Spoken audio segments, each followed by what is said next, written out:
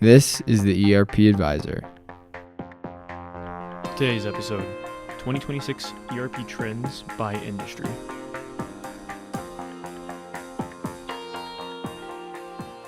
Hello, everyone. Thank you for joining us for today's webinar, 2026 ERP Trends by Industry.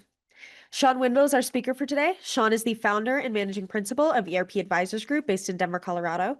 Shawn has almost 30 years of experience in the enterprise software industry, helping hundreds of clients across many industries with selecting and implementing a wide variety of enterprise solutions.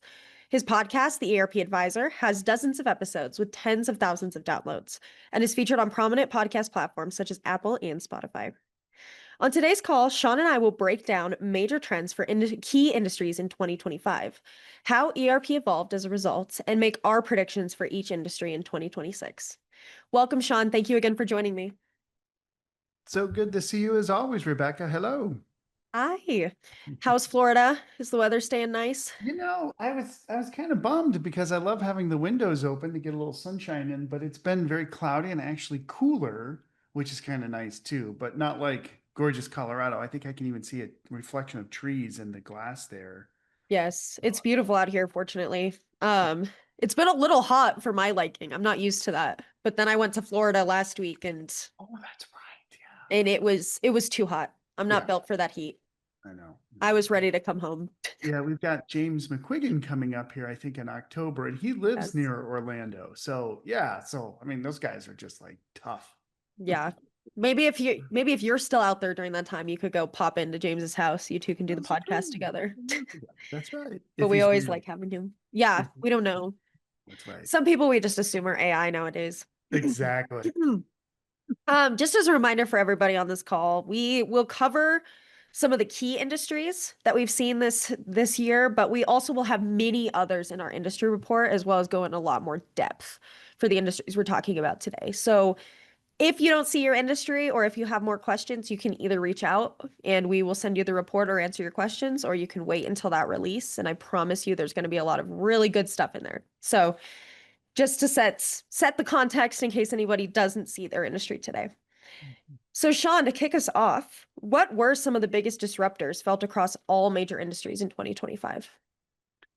Well, and especially our angle, of course, is around ERP enterprise software, other types of packaged applications, the infrastructure that runs it, right? So if you put that lens on and we look at 2025, which isn't quite done yet, but this gives us more time to kind of get some things together here going into the end of the year. It's really, I mean, of course, there was sort of a political factor that occurred, and then trying to kind of work through the economy and tariffs and that kind of came and there's major concerns in enterprise software about just calculating costs, kind of at a micro level. It's quite interesting to see how many of our clients were saying things like, so do you know somebody who can figure out like what these tariffs are going to cost and how we build that into our ERP? It was like, oh boy, that's Yeah. difficult. But having software that was flexible, right? Flexibility has really come Right. into play a lot around kind of macroeconomic changes for sure. And then, of course, AI. And it's not just the computing power, and we'll get into some of that too, how it affects specific industries, but just driving towards more technical kind of innovation and still a lot of investment, tons and tons of money. I think even as recent as today, there was news about Oracle doing a deal with OpenAI, where OpenAI is buying, I think, over $300 billion worth of computing from Oracle over, I don't know what the contract period was, but it's ridiculous, like incredible. So, we're definitely, I feel like it was a pretty quiet year overall, easy for me to say. We didn't go through some of those very macroeconomic changes, but I think overall 2025 will sort of go down as a bit of a transition year. Again, sort of working through kind of the global effects of politics and geopolitical issues, which we're not going to get into because I'm not going to pretend to be the expert there. ERP, Right. yes, what's happening with geopolitical politics, we have other people that do that. But at the end of the day,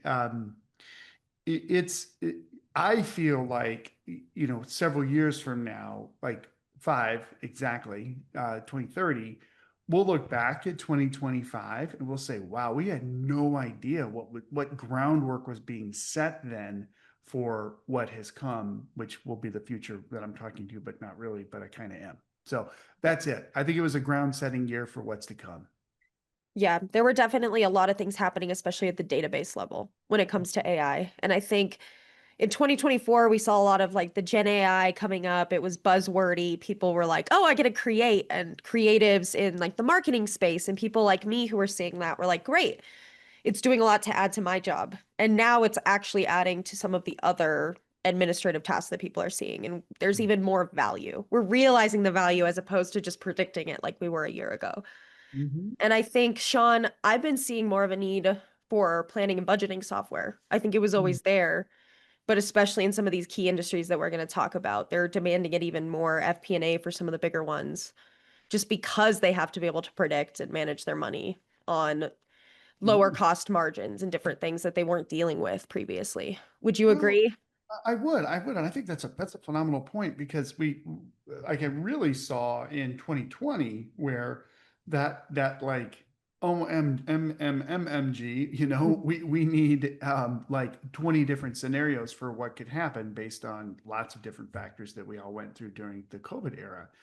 And that's where the FP&A capabilities, or the enterprise performance management, corporate performance management, you hear those terms kind of used interchangeably. The vendors will say it's all different, but it is for sure, but not really, but kind of isn't, but kind of is. But the scenario planning that you're talking about just becomes more and more important. So you have these versions of spreadsheets, and it gets kind of messy, et cetera, versus having a relational database kind of an application that can pull all this together for you. So we saw that a lot in 2020, and I think you're right that we're seeing that more and more. It was also a big year for the human capital management, payroll systems, a lot of change, lots of acquisitions, a lot of consolidations happening in that market, a lot.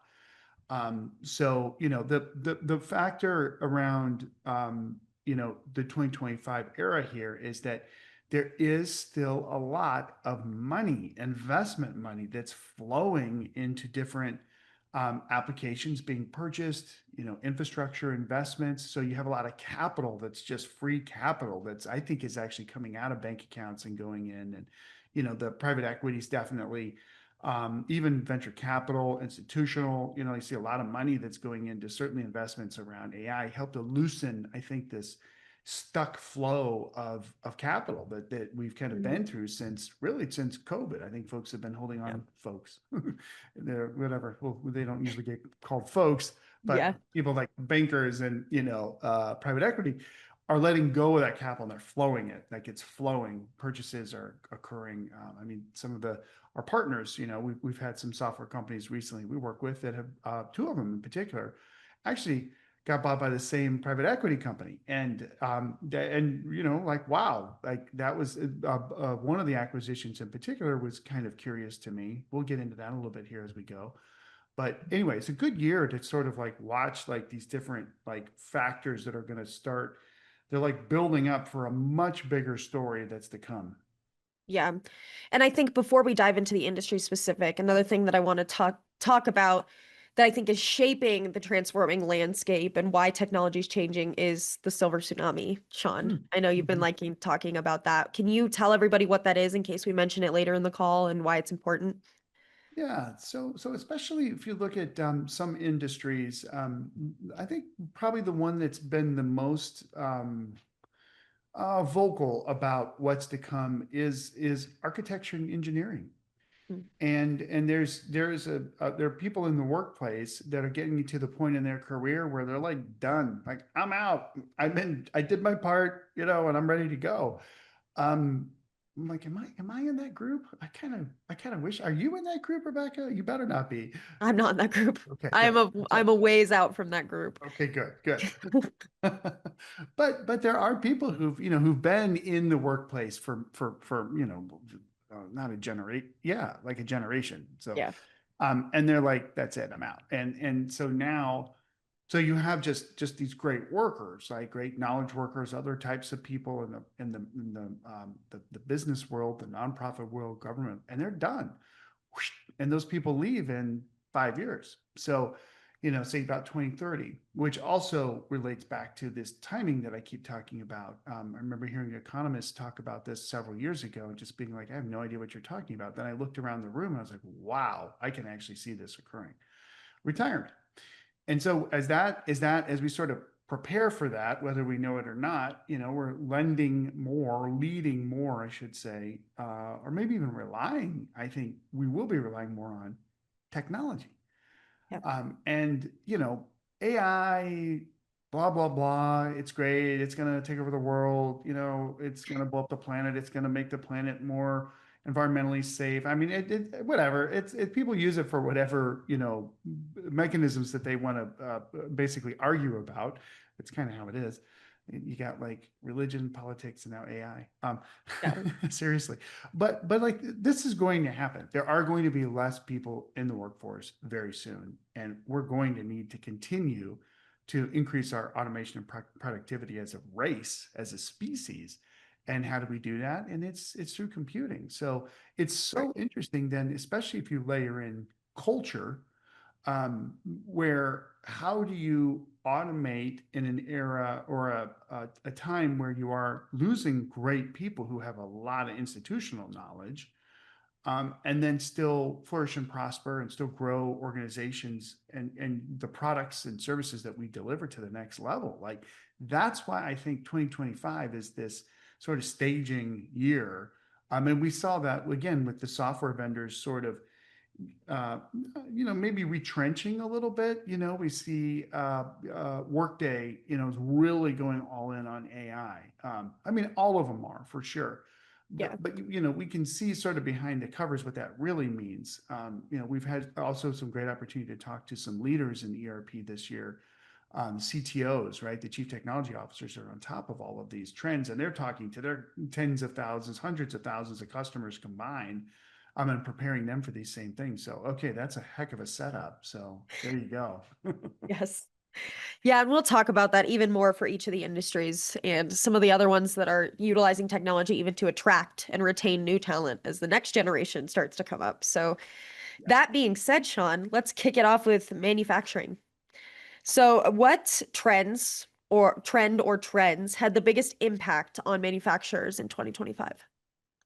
So, if you think about manufacturing in 2025, like if you have a friend or you have an acquaintance who's in like hardcore manufacturing, right? They had a really rough year. It was extremely difficult because of just not knowing what was going to happen with tariffs. Yep. So I think we've seen a lot of our manufacturers, they're rethinking their supply chains. They're looking more domestic for raw materials.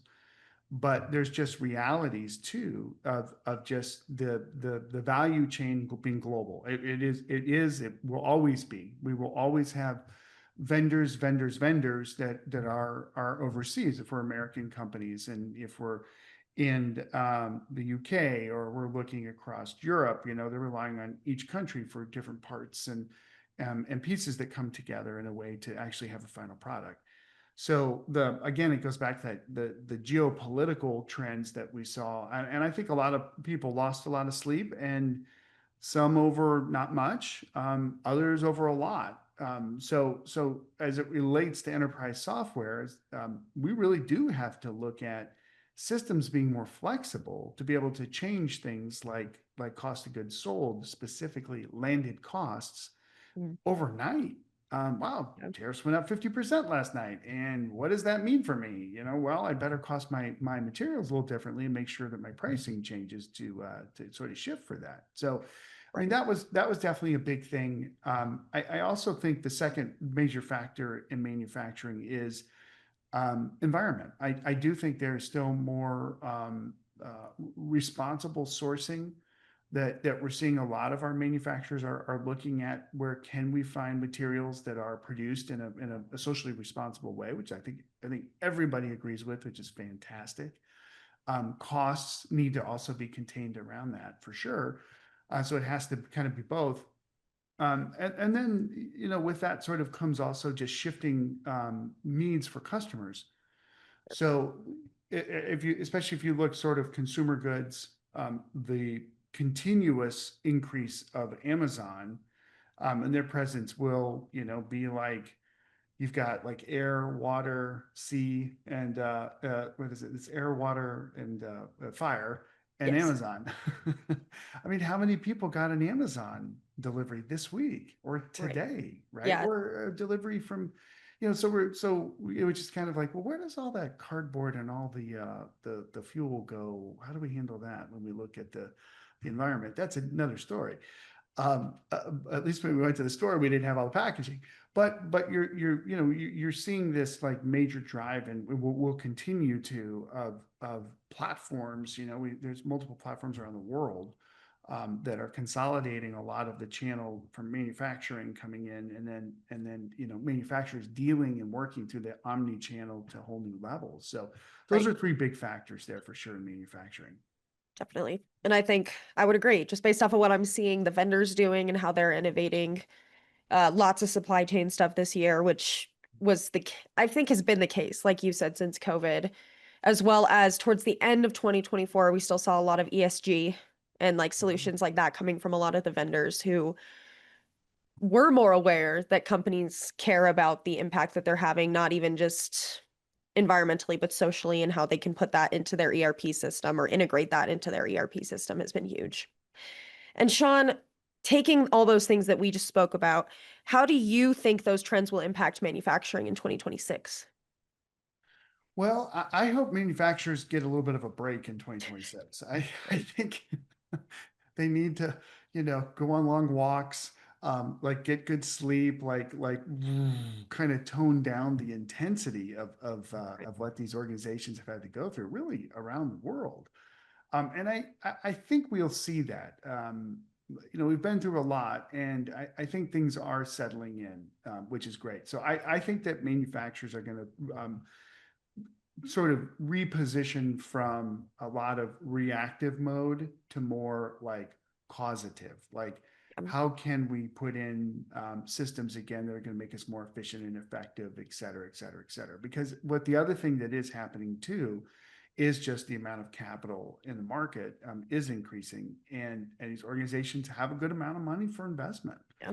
So, I mean, we're seeing a lot of our clients, of course, that are looking at major investments, and they expect to get the return on those over the next 10 years, and they will, and they are going to be impacted by this silver tsunami as well, especially around technology. I mean, we see this in a lot of companies that initially come to us, and they say, well, when Pam started with us 30 years ago, she wrote our MRP system, and it's been great, except she really wants to retire. And so we talked to Pam, and we're like, oh boy, Pam's going to be like holding on to her system. Pam's like, look, I want to go.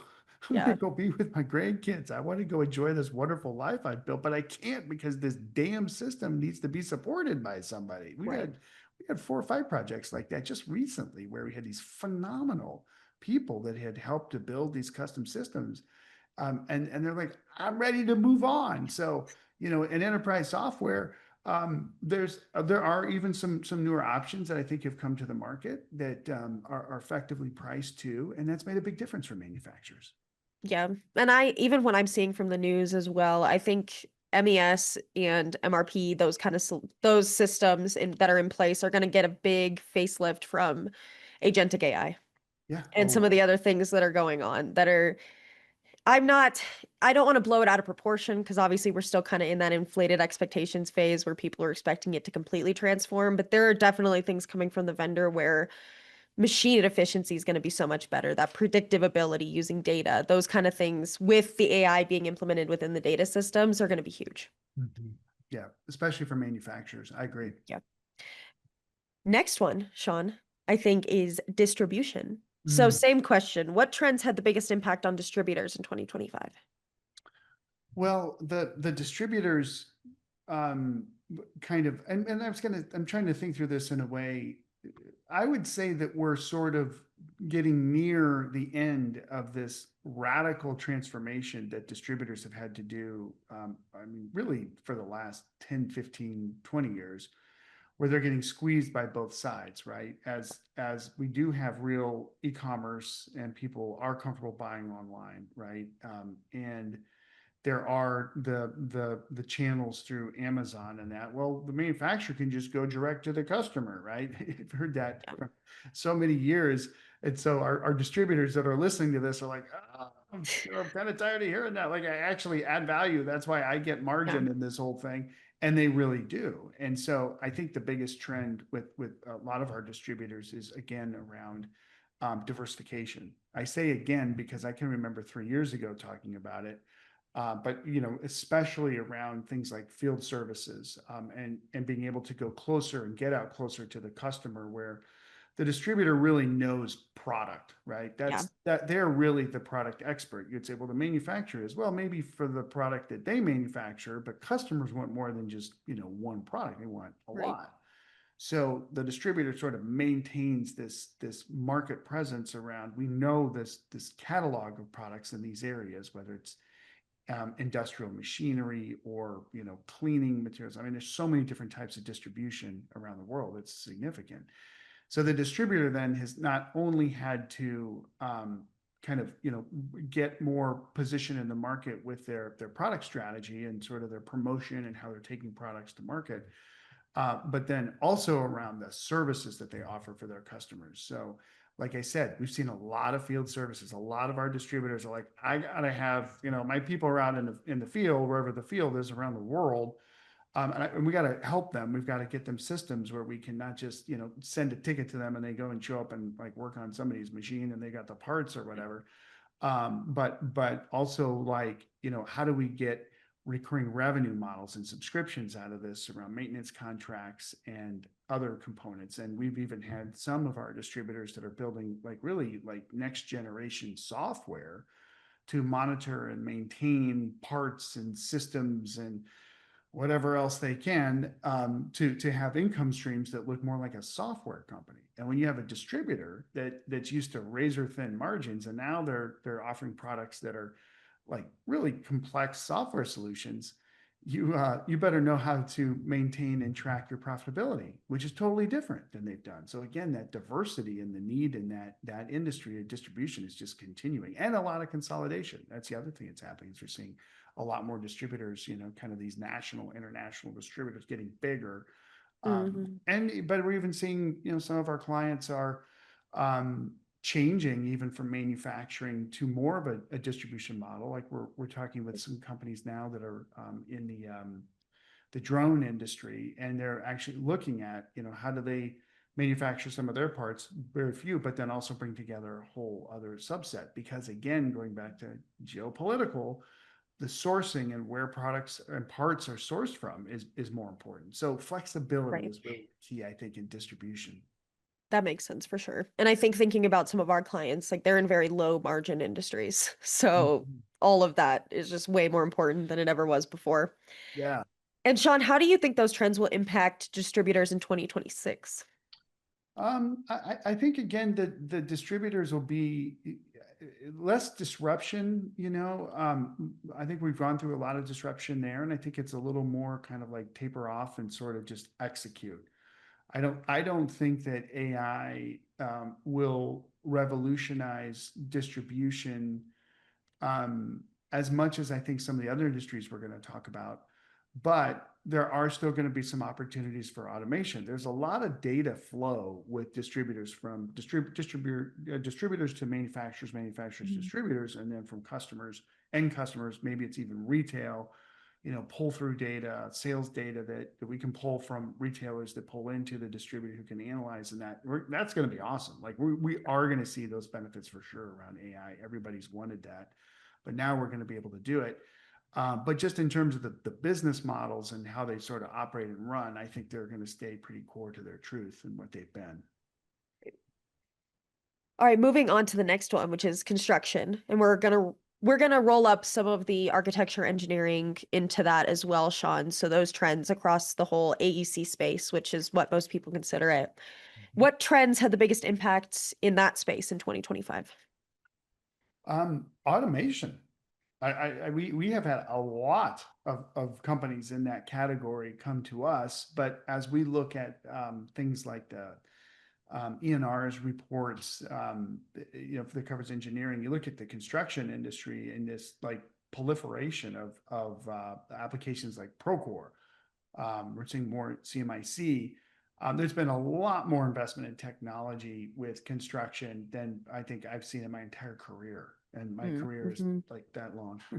It's long, unfortunately. That's actually good though. I think I'm good with it now. But many construction companies of different sizes and teeny tiny organizations, not just they need something QuickBooks Plus, right, all the way to mammoth multi-billion-dollar organizations. But that core in the middle are like, we got to get into new software. And Right. construction as an industry has been a little bit of a lagger in terms of investment in new tech. But they're doing it, like it's happening. So I think we've seen more projects in that category in our business this last year than ever.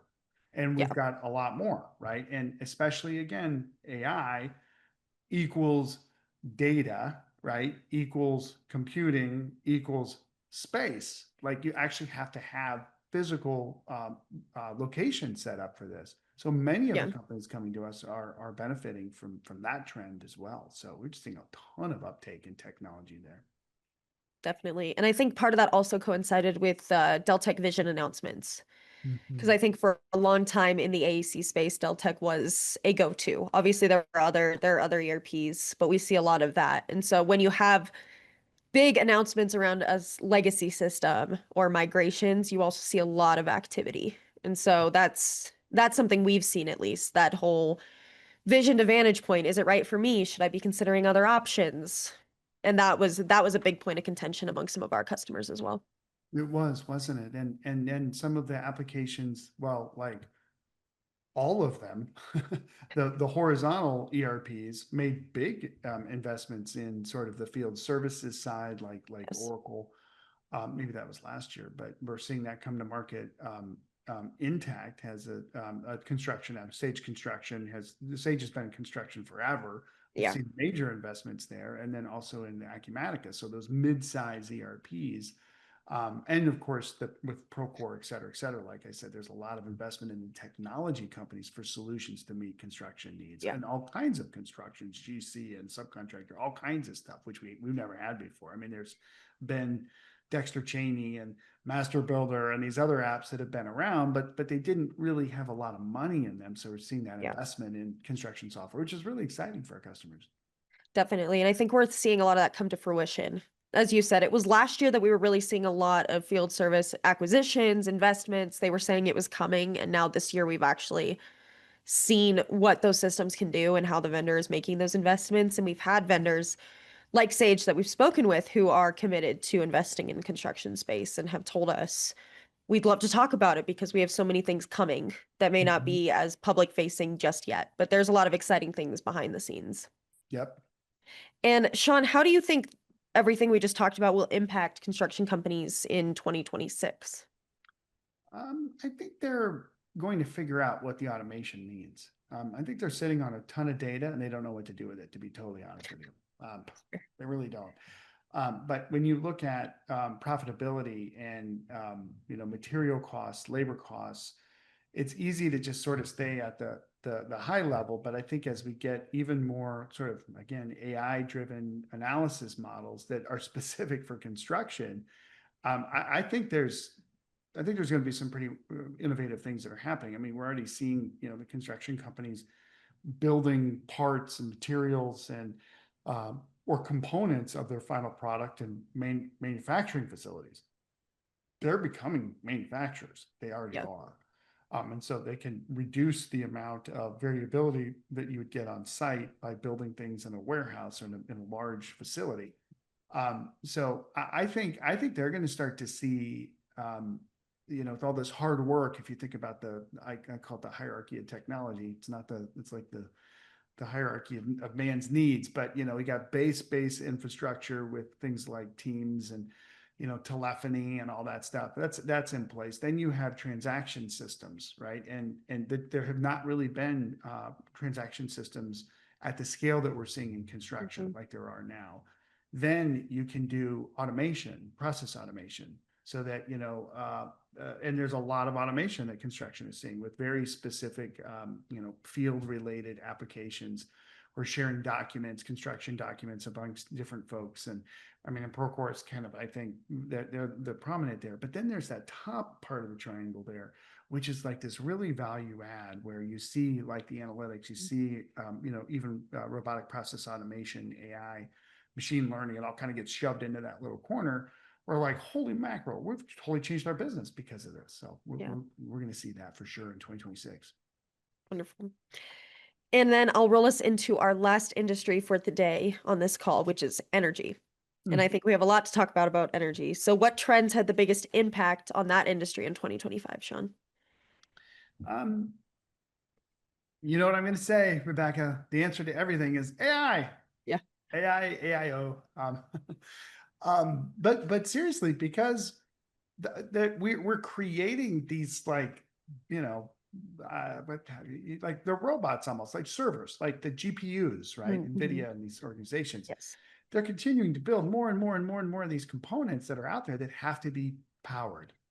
So I think we saw a macro focus on the energy industry that was maybe boring because its returns were relatively, minor in the past or steady or, the just not that much in terms of like boom capability. Now there's boom capability. There really is. The demand for energy globally is significant. So then we've had organizations from renewable energy, right? We've had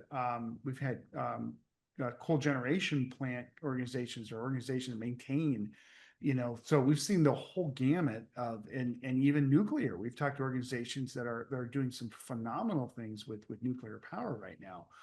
So again, there's a focus by the investment community on this industry. I say again, because it does sort of relate again back to technology. Technology needs to be powered, not just some like, oh yeah, we're powered by blah. No, we have like power. I mean, we're talking about like energy, like electricity has to be fueled or whiz the fuel for AI. That is what's driving the AI industry is the power infrastructure and the grid. And people that are close to that industry will tell you they're freaked out about the demand. Like really freaked out. I mean, I don't know, the other day, we've been down here in Florida and I'm like looking around, we're looking at the water and I was like, look at the waves of on our, just in the ocean. There's energy everywhere, so we've actually had some really cool clients that are doing things around like cooling, like air conditioning, and how they're using sort of next generation technology to reduce the cost of just cooling our homes through these different devices. Energy's everywhere. And so I think there's been a lot of investment. Again, geopolitical factors impact that. We've had some of our, renewable organizations are like, whoa, our tax credits are going to change. That's our whole business is built on that. What's going to happen? So a lot of changes there, but there's a lot of capacity for, I think, innovation that will come in. I'm not an energy industry expert. Again, around energy software, we could talk for a long time. But I think there's just a lot of especially looking into 2026, I think there's going to be alternative energies that we're not even talking about that are going to come online because there actually is the demand for that. And I mean, and I love it because I'm ready to get off this planet. I'm ready for the next, wave of things that are really interesting, bigger than Earth, frankly. I mean, I don't even know what that really means, but as we fuel the race to continue to propel as far as we go, it's going to take a lot of computing. It's going to take a lot of power, and the energy industry is just primed to really benefit from that, as they should, because those people have been working hard for a lot of years. When it wasn't, a sexy industry or whatever. Now, there's a lot of capital going in there, and I really think going into 2026 and beyond, especially as it relates to enterprise software. these guys got to get more productive and they've got to get more, Right. more margin out of what they're doing. So we're going to see more automation and those kinds of things there for sure.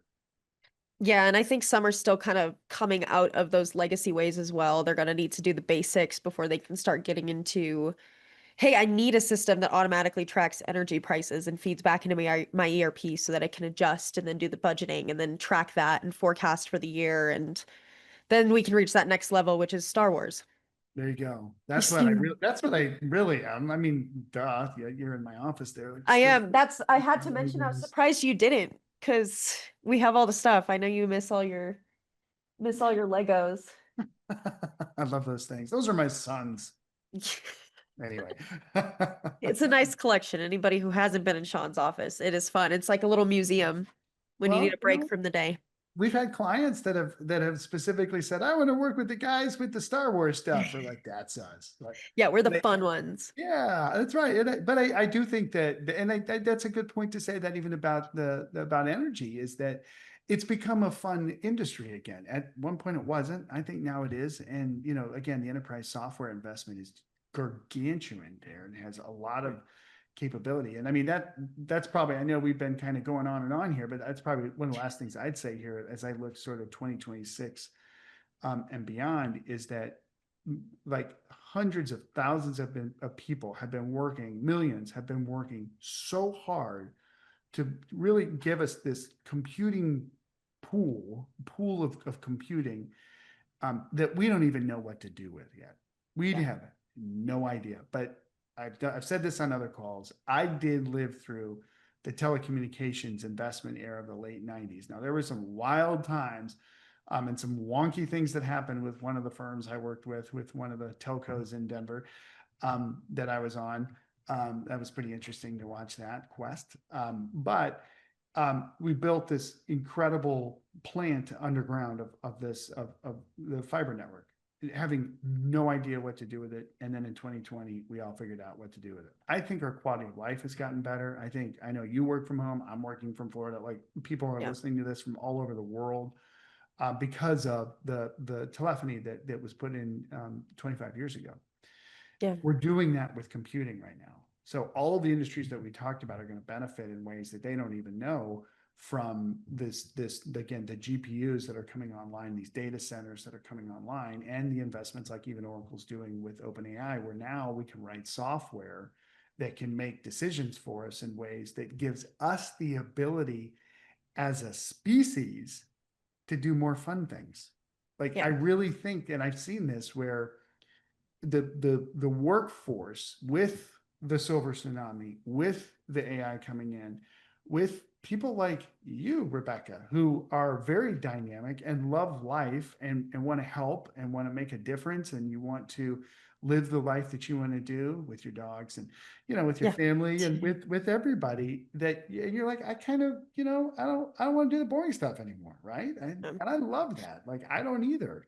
So, we have an opportunity to leverage this technology in a way we've never had before. And it's almost there at prices, at a cost that makes total sense to do. So I do think in 2026, we will see AI solutions, pricing coming down, more practical applications. We've heard that from all of our leaders in ERP, that they're like, we're building stuff that isn't just like, optical character recognition on the accounts payable process, where we, read a vendor bill into the system, and then boom, it's there. It's like, no. We are really going to do the three-way match. We're really going to be able to do threshold checks and things that we've always dreamed about at the next level.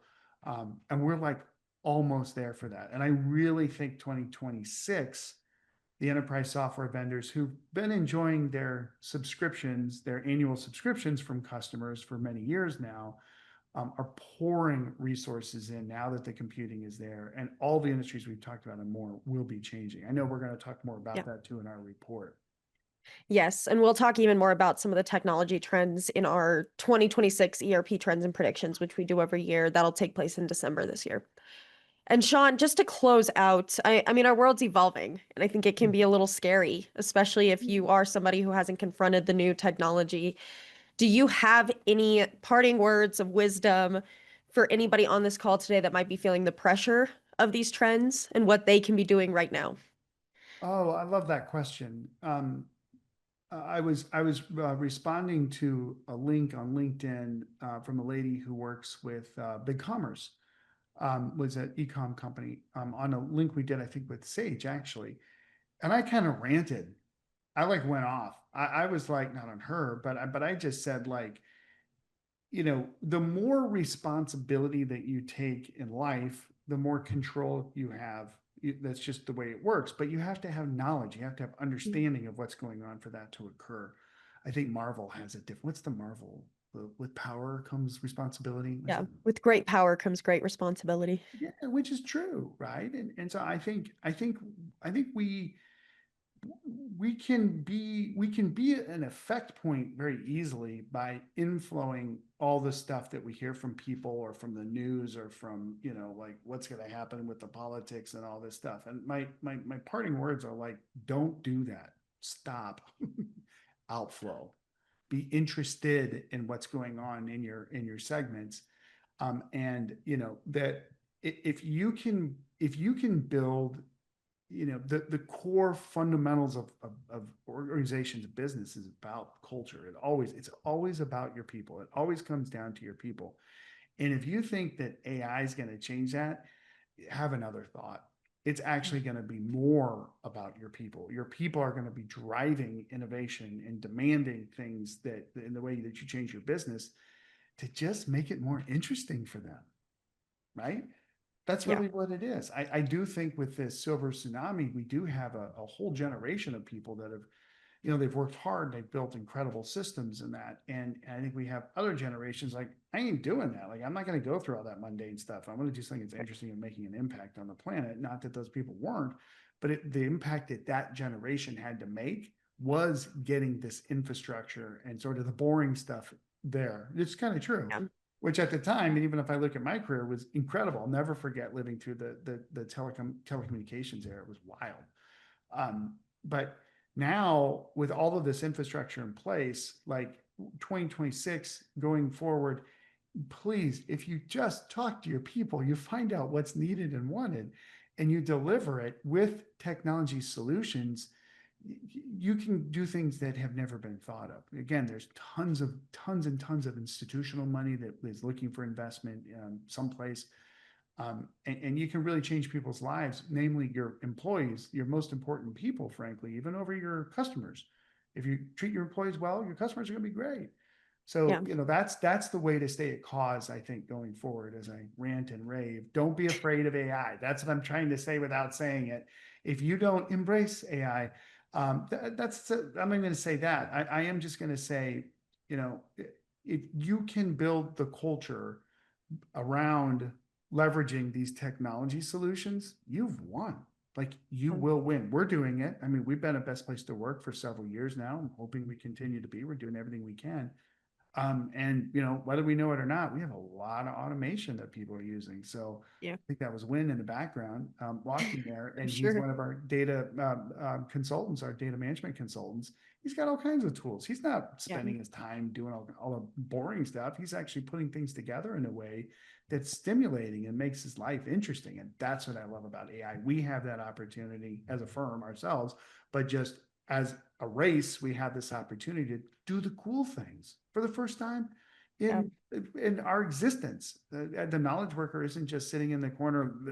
We're actually doing things that are making a big change. That's my speech. I'll get off my box now. No, I like it. It feels like we're ending the call on a very high note, considering we spoke about some things that make people feel anxious. So it's nice to end on all of this can feel scary, but it's really not. So thank you for that, Shawn. Yeah, And thank you again, everyone, for joining us for today's call. And as a reminder, we will have a report out. So if you didn't see your industry, or if you want to dive deeper into anything we spoke about today, we will have that for you, and we will put that out. And please let us know if you have any questions right now that we can answer or want to have any discussions. We always appreciate that. Be sure to join us for our next webinar, which is scheduled for Thursday, September 25th, Avoiding ERP Implementation Failures, where we will go over what it means to have a successful ERP implementation and how to avoid the common pitfalls that lead to failure. This event is eligible for a free CPE credit, so be sure to join us. Please go to our website, erpadvisorsgroup.com, for more details, learning objectives, and to register. ERP Advisors Group is one of the country's top independent enterprise software advisory firms. ERP Advisors Group advises mid to large-sized businesses on selecting and implementing a wide variety of business applications, from enterprise resource planning, customer relationship management, human capital management, and business intelligence, and other enterprise applications, which equate to millions of dollars in software deals each year across many industries. This has been the ERP Advisor. Thank you so much for joining us. Thanks, everybody.